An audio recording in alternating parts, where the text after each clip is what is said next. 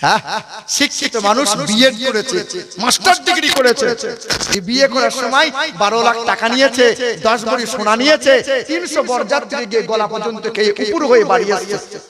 শিক্ষিত লোক, যে শিক্ষিত পাড়ার মানুষ সাংঘাতিক শিক্ষিত বাবু। আর একটা গরিব ঘরের মাদ্রাসার তালিম ইলম বড় হয়ে বিয়ে করেছে, বিনা দাবিতে বউ বাড়ি নিয়ে এসেছে। বলো বলো, শিক্ষিত কে বলো? ও শালা শিক্ষিত, ওর বিএড করা, বিএড লাঠি মারি চারানা দাম নাই। আরে যে শিক্ষাই মানবতা নাই, যে শিক্ষা শ্বশুরের গলায় বাঁশ দিয়া ভুল করে না, যে শিক্ষা বাপ মাকে খেতে দিতে পারে না, যে শিক্ষা বড়কে শ্রদ্ধা করতে পারে না, গরিবকে ভালোবাসতে পারে না, আরে যে শিক্ষা মানুষকে সম্মান দিতে পারে না, আরে যে শিক্ষায় সুদের কারবার হারাম বন্ধ হয় না, ওটা আবার কিসের শিক্ষা? হে, ওই শিক্ষা মরণে আগের দিন পর্যন্ত ঠিক আছে, কবরে যাও আছিলা করে ছিলবে তোমারে। আমার গ্রামের এক হাজী সাহেব, এখানকার হাজীরা তো ভালো, আমার গ্রামের এক হাজী সাহেব 2 বার হজ করেছে, 2 বার। নাম আর বলবো না, একবার নাম বলে দিয়েছিলাম, 3 দিন গ্রাম ঢোকা বন্ধ হয়ে গিয়েছিল। শোনো, 1.5 হাত দাঁড়িয়ে রেখেছে, রোডের সাইডে 2 কাঠা জমি, সবার মাপ হচ্ছে। তো হাজী সাহেবকে জিজ্ঞাসা করছে, আমিন যারা জায়গা মাপে, জিজ্ঞাসা করছে, হাজী সাহেব আপনার 2 কাঠা জমি ম্যাপ বলছে, রেকর্ড বলছে, পর্চা বলছে, 3.5 কাঠা হলো কি করে? হাজী সাহেব বলছে, আল্লাহ বরকত দিয়েছে, আল্লাহ রহম করেছে। গ্রামের লোক বলছে, শালা আল কাটা হাজী। বলো বলো, ওই এমন করে আল কাটে জমি দিয়ে, আর আল দিয়ে হাঁটা যায় না। এদিকের মানুষ তো আল টাল কাটে না। এ বাবাজিরা, ভাইরা আমার, হায় হায় হায় হায়, আমার চোখে দেখা ছোট ভাই একটু চালাক, বড় ভাই একটু সাদাসিধে মানুষ। তখন বাপের গায়ে হাতটা বুলিয়ে বলছে, আব্বা চলো ডাক্তারখানা যাই। ডাক্তারখানা যাওয়ার নাম করে বড় ভাইয়ের সম্পত্তিটা লিখে নিয়ে এসছে, যে পরের বছরে হজ করে এসে বলছে, সুবহানাল্লাহ সুবহানাল্লাহ। ফেরেশতা বলছে, আয়, কাঁচা লঙ্কা রেডি করেছি, তুই আয় একবার, তোকে ছিলবো, তারপরে কাঁচা লঙ্কা দিয়ে তোকে দগড়াবো, তুই আয়। সুবহানাল্লাহ আর করে দেব। এ বাবাজিরা, ভাইরা আমার, হক মারা ব্যক্তির জন্য জান্নাত নাই। পণ নিয়েছো যারা, মানুষের সাথে জড়িত, পাপে লিপ্ত হয়েছো যারা, পৃথিবীর কোনো হুজুর তোমাকে মাফ করাতে পারে না। মানুষের সাথে জড়িত পাপ মানুষের কাছেই মাফ চাওয়া লাগবে, তবেই আল্লাহ মাফ করবে। কিন্তু আমাদের সমাজ হয়ে গেছে অন্যরকম। মাপ বেঁচে থাকতে চাইতে হয় না, মরার পরে চাইতে হয়। হ্যাঁ বলো বলো, জানাজার ময়দানে 5000 লোক জানাজায় দাঁড়িয়ে আছে, তখন ইমাম সাহেব বলছে, আসসালামু আলাইকুম। কোদালের বাপ মরে গেছে, খুব ভালো লোক, সবাই আল্লাহর রাস্তে মাফ করে দাও। সবাই তখন বলছে, হ্যাঁ মাফ করে দিলাম।